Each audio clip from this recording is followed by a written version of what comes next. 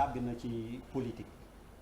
Non, en fait, mais ça a permis de poser le débat. Ça pose aussi le débat parce que depuis un certain temps, par décence, Covid bi nekkoon na une belle opportunité pour le pouvoir, pour nit ñi xaw a rus tuuti quoi. mais nañu rusee Macky Sall jàngoro ji fi am. waxuñ dara, les gens se sont tus pendant très longtemps. Et puis il y a eu une occasion, mooy les inondations.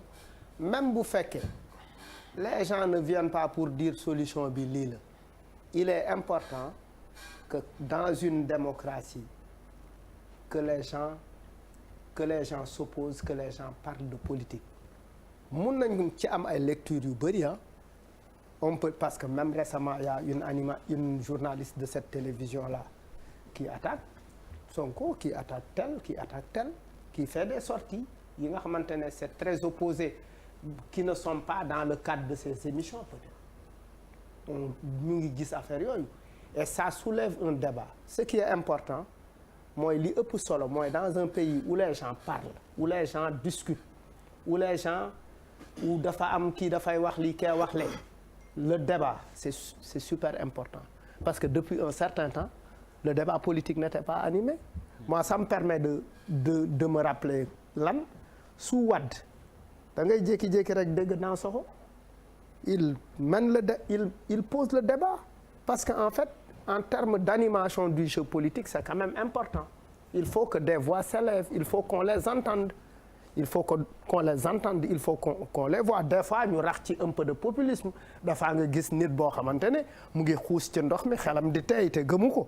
C'est-à-dire on a vu ça, ay nit dem ci xuus ci ndox mi fekk en réalité oui ils le font parce que juste c'est très politique. Mais pour moi c'est super important que bu ñu tollee ci situation yi qu'on entende des voix. Moi j'aimerais bien entendre Idrissa Seck dans cette, j'aimerais bien entendre Idrissa Seck par exemple ci situation bi parce que quand même pour mu permettre ñu lever benn équivoque ndax Macky la àndal wala àndul ak moom parce que dans cette situation sénégalais yi ñu ngi ci situation yu compliquée, inondation etc. Et depuis lors il ne dit rien, il doit parler. Carte politique bi jaxasoo na boobu. waaw mais politique il faut mu am. oui moom les opportunités. oui présenté wu ñaa ko doon bañal léegi. non dama ne donc tu m'as posé xam nga moo tax yow yaa honorable député mën ngeen ànd ñibbi rek parce que yéen a far yow indépendance bi nga war a def li nga toogee ci émission moom nga def. doy na waar daal kon wuy ma moo utal ma pàkk Dalifort. non jaru ko comme ça j'aurai l'occasion de venir là-bas. Mor Mbaxane mi ni nga koy woowee. et puis li ngay wax sax ak lim lay reprocher c'est très différent. moom lay wax ni ça n'a rien à voir. Mor Mbaxane mi. bon de toute façon soo àndul woon ak moom mu bett la peine. bu la bett buñ la attaqué. yow jeex na tu as tout compris. yow de ku la nar a sóoru rek ci zahir ak ci baatin bi foofu ñu nekk ñaar. donc dama doon wax ma politique mënu si ñàkk. mënuñu reprocher opposition bi une certaine opposition. que ñu profiter ci opportunité bi pour wax li nga xam ne neexu leen. maintenant ban opposition je pense que c'est une opportunité pour ñu xam ñu évaluer actuellement fan la opposition wu Sénégal dans sa globalité taxawee. parce que dañu nekk di traverser benn moment boo xam ne ñu bëri c'est pas des opposants. wax fa dëgg yàlla parce que mënuñu réinventer affaire yi opposant mooy que bu baaxoon sa gars yi naan baaxul. Donald Trump fu mu dem ne Joe Biden dem beneen côté bi. lu mu def mu ne baaxul. donc bul sonal sa bopp donc aujourd'hui je pense que inondation bi am côté Kër Massar li mu ñu war a poser mooy fu suñu opposition toll tey jii nii ak Macky Sall. ñan ñoo nekk di wax ak moom. ñi ngi wax dialogue politique. ñi ngi wax une possibilité. d'un gouvernement élargi national. il faut moom laay wax ni te loolu ñi ko war a njëkk a laaj man bu ma nekkee man Sénégal jaaxal na ma Sénégal moo tax indépendance yi ñuy wax ci biir parti yi sax amu ci. parce que da ngay am sa leader mu changé taxawaay te ñi nekk nga ci biir parti bi ñemewuñ ko laaj.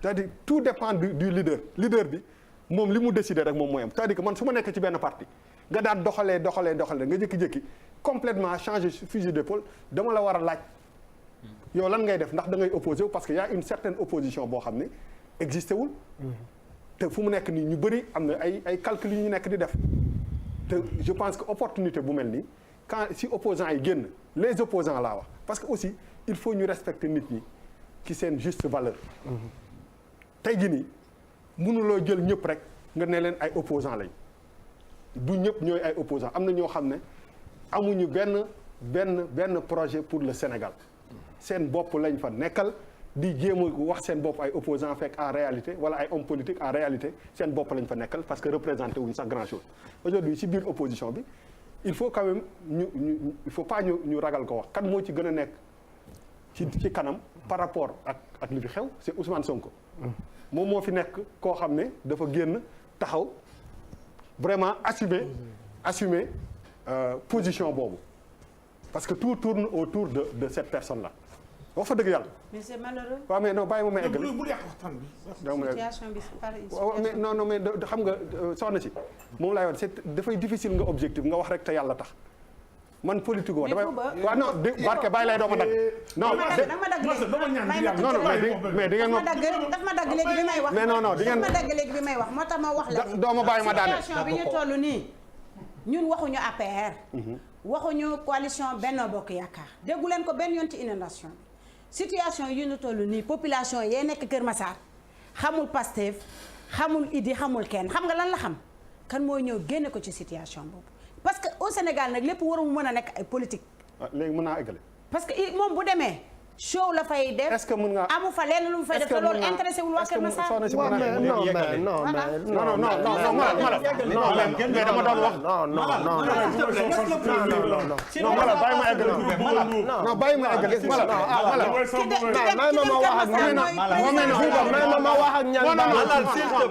Malal c'est-à-dire man maa jël parole. ki dem Kër Massar mooy président de la République. ki dem Kër Massar mooy les ministres yi nga xamante ne ñoo nekk mais Macky Sall en tant que chef de parti nekkul ne moo nekkoon Kër Massar.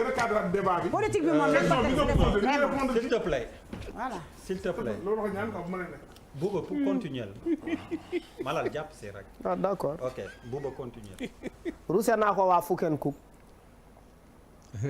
ruse naa la waa Fuken Cook. non man samay xarit lañ. waaw. mën naa si jël tuuti. Malal s'il te plaît waay. en fait suy comme ça ñu mën a. waaw lu ma doon wax moom mooy c'est dommage que non laisse-moi terminer dama ne la c'est de Ousmane Sonko qu'il s'agit parce que moom laa fi gis ci période bi mu jël les devants taxaw jàkkaarloo gars yi. war na ko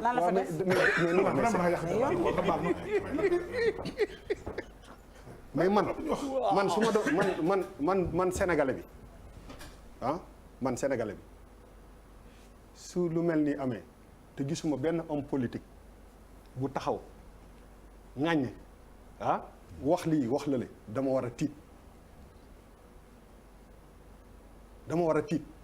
mais qu'est-ce que vous voulez yéen a war a yara tempo bi daal du affaire tu sais booy wut dara quelle que soit opportunité yi nga am boo doon ñaar ñi bu ñu doon xeex biir maag kii nu mu tudd sama wax waaw xam nga day ouverture mais dama ne tey jii nii boo xoolee débat bi li ko indi moom mooy la sortie de Ousmane Sonko wax fa dëgg yàlla. il faut l'assumer xam nga tam dëgg bu ñëwee dañ koy wax moom mooy que moom moo gàddu affaire bi taxaw xëpp kaani ne affaire dara doxul wax ni gars yi génn réagir donc pour man foofu laay yóbbu opposition bi leneen yóbbuwuma ko su ma gisee keneen. mu taxawee neneen ma boole ko ci opposition fu mu nekk nii par rapport ak inondation bi. maintenant légitime na ou non moi si j'étais politique. ma bëgg dara opportunité yu mel nii. du ma ko raté. du ma bàyyi nit ñi ñu may définiral nan laa war a taxawee. te léegi jugement bu ci nit yi di am c'est pas les politiques ñoom ñoo ko war a def. yaa ngi may dégg. parce que nit ñi aussi moom da ngeen koy wax tout le temps 2019 ñoo demoon voté jil président Macky Sall fal ko. voté jil Idrissa Seck mu jël deuxième. voté jil Ousmane Sonko mu am 700 000 personnes quand même ñu ko voté defe naa voilà. donc c'est pas rien du tout donc respect boobu da nga koy amal nit ki.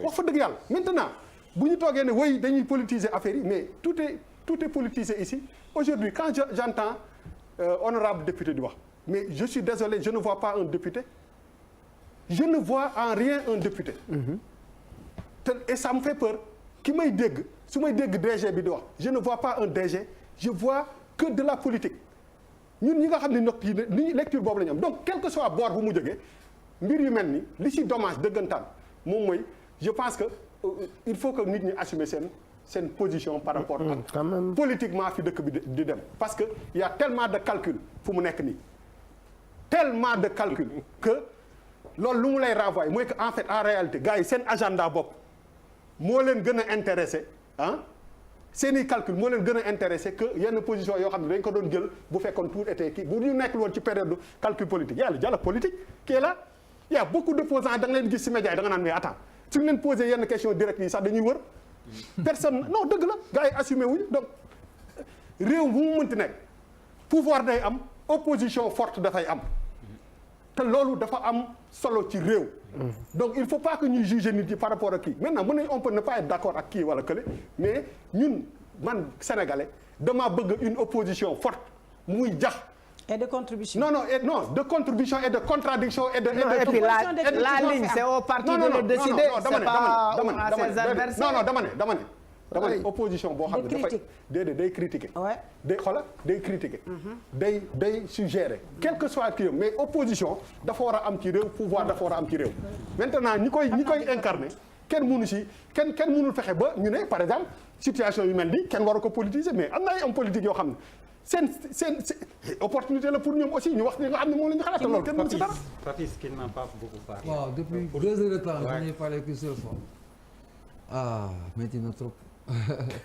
loo muñ mu jeex. bon bref. en fait question bi man dama siy wax lu ndaw rek joxaat gars yi ju dem parce que xam naa ñoo ma gën a tàng mais dafa am opposant wala opposition ak collaborateur wala collaboration c'est extrêmement important quand tu t'opposes dafa am lu tax ñuy wax opposé wu dafa am lu tax ñu koy wax mais si tu es un sympathisant wala un collaborateur tu peux être flexible sur des choses wala des enjeux wala des contextes damay dellu siwaat si insuffisance yooyu la moo tax ñu koy subir à ce point Dieng mu ngi wax léegi benn wax mu ngi tudd Pablo Escobar boo ko tuddee c'est comme Hitler da ngay sursauter parce que au regard de sa trajectoire délit yi mu def li muy andi comme rey ay bakkan c'est extraordinaire tu peux pas t'incliner devant sa mémoire mais boo ko circonscrire si la fonction de député dafay andiwaat pertinence ak représentativité député lan mooy njëriñam dans un pays c'est extrêmement important man angle boobu laa ko jëlee si tu boo ñëwaatoon tey Medellín nga ne seen terroiram nga ne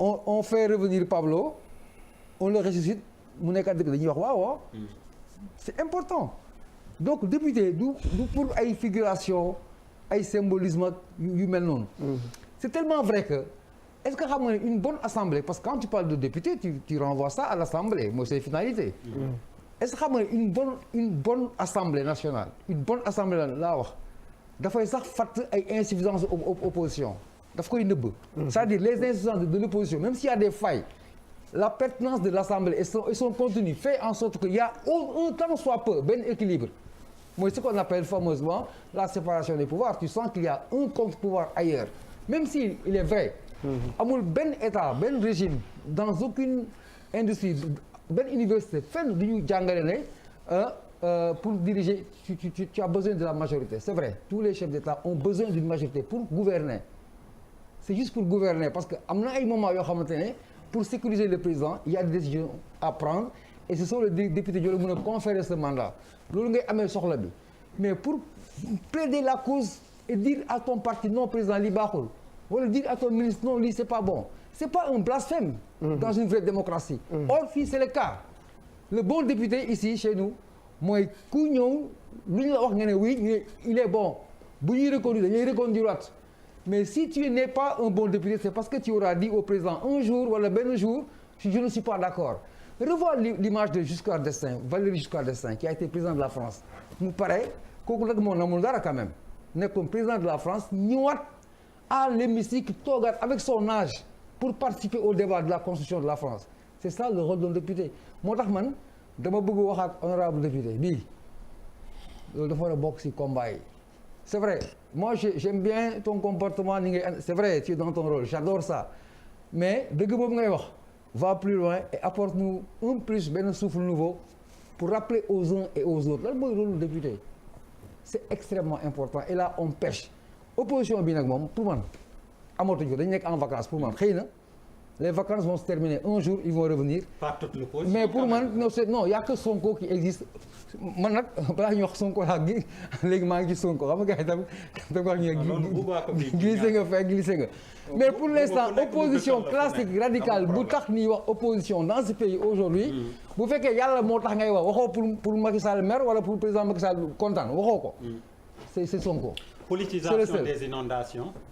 D'accord waaw peut-être man merci beaucoup. Charles waxagu ci honorable nekk waxagoo ci. grand maa la ñaan maa la ñaan.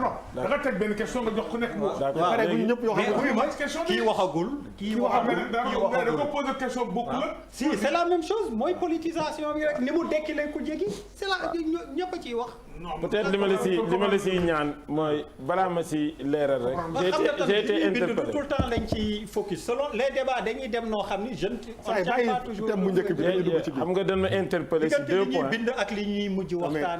mais thème bu njëkk bi moom passé na.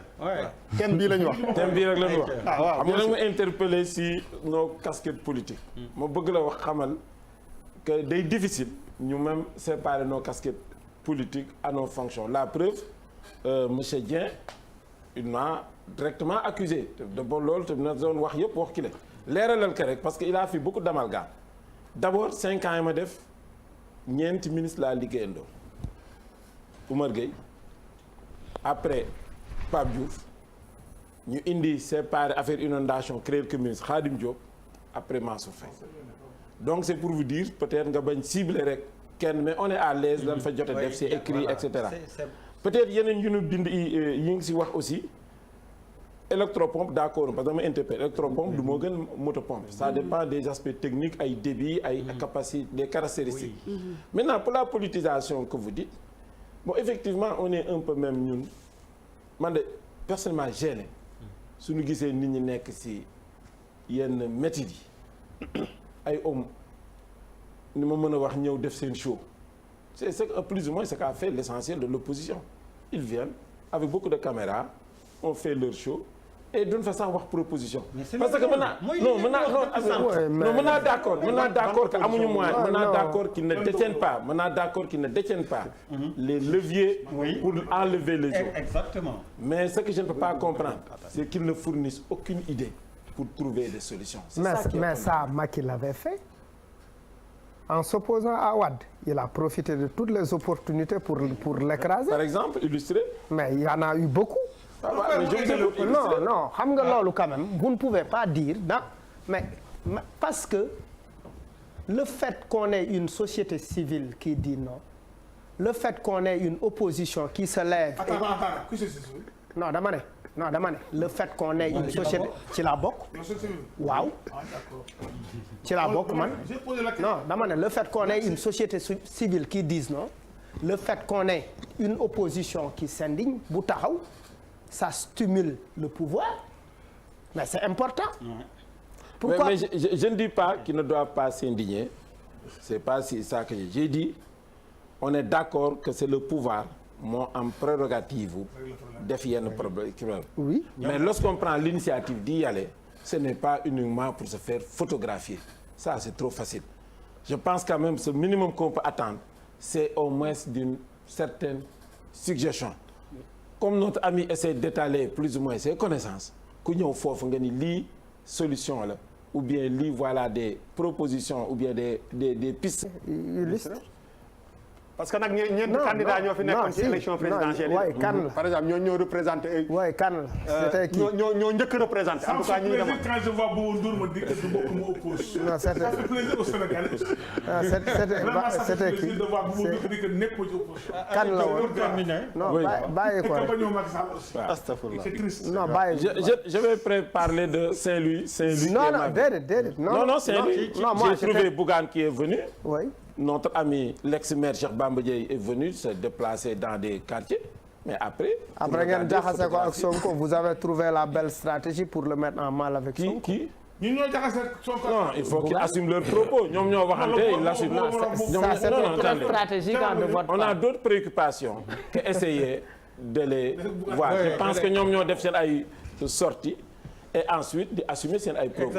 Que nous regardons de très loin. Ça nous ne sommes pas intéressés par leur querelle ni de près ni de loin. waaw ndar nga jóge war nga waaw dëgg la waaw dëgg la ñoom ñoo waxante sànnante seen ay kàddu ñun ñu seetaan leen kenn si ñun waxu si ay magum jëmm lañu intéressé wuñu li ñuy waxante li ñuy jéeñante ku nekk di wax sa morom maa la defaroon lii peut-être loolu li ñu siy jàng leçon mooy xëy na ñenn ñi wane noonu ni ubbil nañu seen bunt pour favoriser nit sur le plan communicationnel pour jàppale keneen dans des positions qui n'étaient pas ils n'ont pas été équitables ñun loolu lañ si lire tirer si leçon kenn waxu si on ñu dem occuper wu autre chose parce que suñu préoccupation mooy askan wi nekk si ndox mi. dama am déception ci question bi nga posé. en commençant dañ di ko posé question bi. teg ci Malal teg ci Bouba.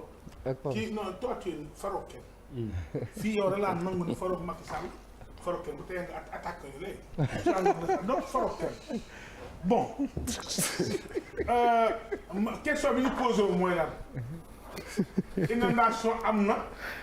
indi na coow ci opposition bi lan moo ci jàngat bi. yaa ko posé bu leer Sénégal di ko dégg.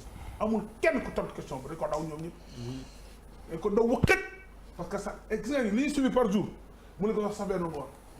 parce que vous n'osez pas dire que vous avez frustré vos leaders. c'est ça la vérité. non yaa posé question bi. kii nga wax na ñaata heure.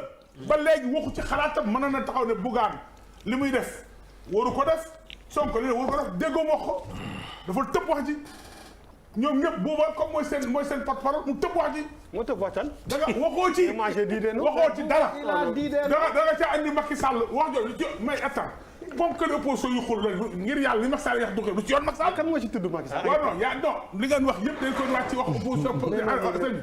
te na Sénégal yi waxaat li Macky Sall boobu waxam jeex. ndax wax ne problème bi man damay ragal da nga taxaw ni opposition bu wér ñaari fi xuloo Bougane Gueye Dany ak Ousmane Sonko bu kii génne vidéo ngoon kii génne vidéo suba booba nee na gàkku bokk na si ma rek booba nee na opposition bi am doole man nangam la ñuy waxal mais ñi tekkiwul dara ki tekkiwul dara xawma kan la xañ na naa xam bu vidéo yi wàccee bu mu wàccee naa ko laaj xam nga opposition bu ñuy xuloo seen biir yoo ni part yal na gën a yàgg yokk yal nañ dóorante yal nañ gën a xeex.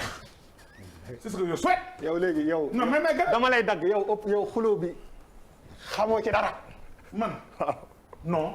d'accord xooluma ak ñoom. regarde-moi déedéet dafa. waaw loolu mooy Macky Sall leen moom. waaw kon loo leen wane kon waaw kon de bu dee li mu woon ndox bu dee dëgg la yéen waa Sénégal. ànd leen ak Macky Sall ñi jëriñu àndal ndax comme que lu toll nii di tëccoom réew parti au pouvoir den boole ñuy xeex jërëjëf joxum réew. yow non jërëjëf jox réew. bu fekkee vraiment Macky Sall tax ñuy xuloo.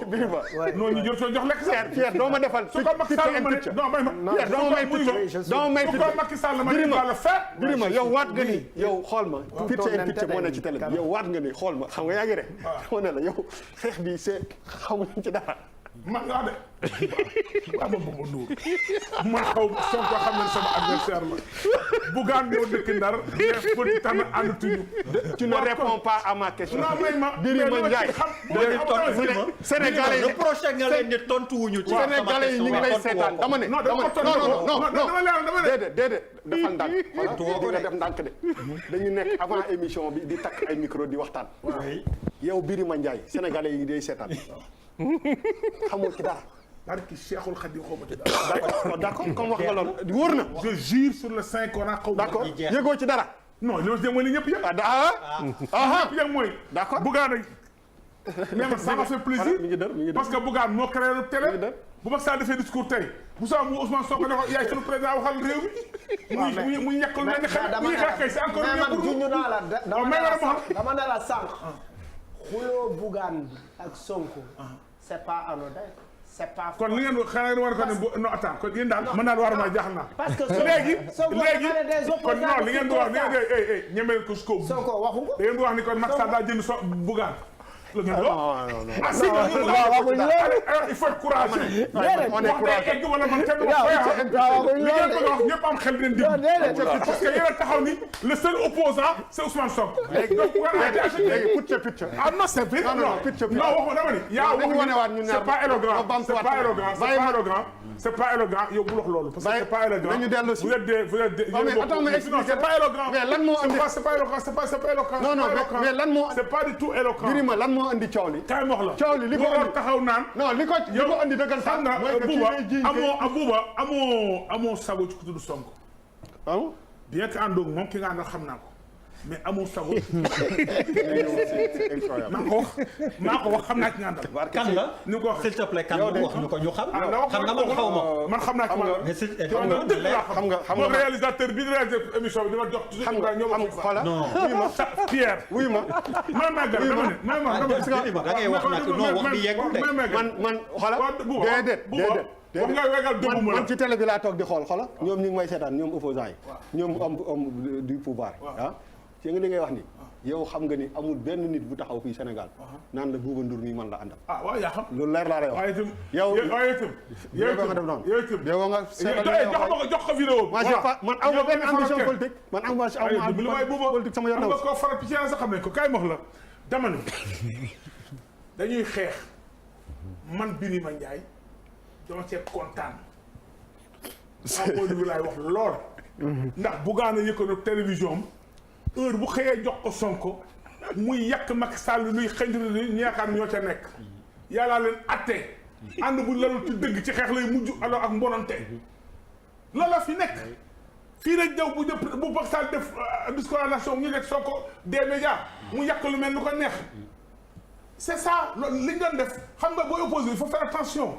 parce que tey yaa ngi ci opposition su ma leen au pouvoir da lay dab day dal ñu bari dafay dal ñu bari day dal ñu bari parce que opposition boo ci nekkee da ngaa ne ci réew mi am loo war a def am loo warul def discours à la nation ki réew mi fal moo ko war a def discours à la nation moo yor lu yàq mu lañ koy ji yéen ngeen naan inondation yi moo ko defar ki war defar kay moo war a askanam yow même bu dee opposition nga nangul ko lool mais critique ko xam nga buuba dama dégg nga naan léegi honorable woy il faut ngeen nangu ñu critiquer leen sëñ bi nangu ko ak bañ fee fi nekk mënoo tere opposition bi attaqué la mais loolu laa wax parce que nous on a attaqué attends loolu rek laa wax nous on a attaqué Ablaye Wade mais c'est tout ce que j'ai dit l'opposition qui est là aujourd'hui tous réunis tous les libéraux fekk nañ Abdou Diouf ca France ñu ko fay takkal ay raay ñu koy toroxal di ko yuuxoo. waaw mais man est-ce que li ma wax mais li ma wax moom nga wax non on dit la même chose.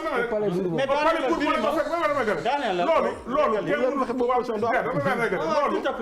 loolu kenn mënu koo bañ xamul am solo ba des mooy bu fekkee ni seen opposition wér na waruñoo réeroo bu ñu réeroo c'est encore mieux parce que amuñu parce que lan la opposition Sénégal amuñu argument dégg naa aussi ngeen sous-entendre que ni Idriss Seck dafa war a na wax mais yéen ku nekk mënoo obligé nit ni muy opposé man faruma Idriss Seck na leer tout de suite bokkuma parti ànduma ak moom mais nag suma xarit yaa ngi koy bàyyi xel. waaw non suma xarit la non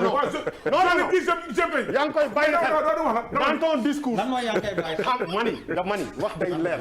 man maa wax fii ci Sénégal ci say wax buuba xoolal ci say Birima tu es très faruma yaa ngi koy bàyyi xel faruma ak Idrissa Seck bokkuma parti yaa ngi koy bàyyi xel suma grand la. yaa ngi koy bàyyi xel je l'aime bien. waaw moom ku ko yéene jàmm la sama xarit la. dama koy woo téléphone. musoo ko attaqué musoo ko attaqué. bu ko defaat musoo ko attaqué ko. attends faut faire la part des choses. on fait la politique bu attaqué Macky Sall suba attaqué ko suba 8 heures attaqué ko.